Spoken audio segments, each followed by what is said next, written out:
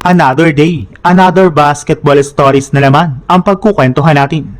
At ngayon nga ay pag-uusapan natin ang balitang bubuo nga po ang Blazers ng bagong super team at ang balitang pagkuha ng Lakers kay Kevin Looney. Tuloy pa rin nga talaga ang trade ni Jaylen Brown matapos i-anunsyo ng Boston Celtics na in-offer pa rin nga po nila ito sa ibang mga koponan ngayong offseason.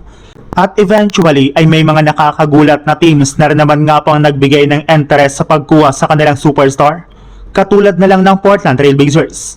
Ayon nga po sa ikinumpirma ng isang insider, mismong front office na nga po ng Blazers ang tumawag sa Boston para lamang malaman kung paano nga po nila makukuha si Brown sa pamamagitan ng isang trade.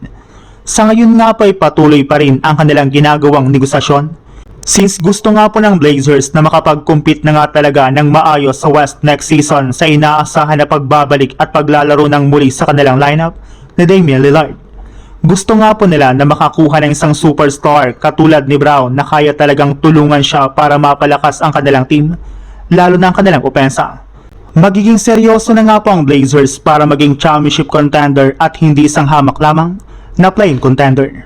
Sa ibang balita naman, ibinulgar na nga po ng isang NBA insider na isang center talaga ang uunahin nga po nilang kunin ngayong offseason once na mapaperma na nga po nila ng kontrata ang kanilang mga key player na sina Rui Hachimura at LeBron James. At bago pa man nga po gumawa ang Lakers ng trade ay susubukan muna nga po ng kanilang team na kumuha ng mga bagong center na available sa free agency market.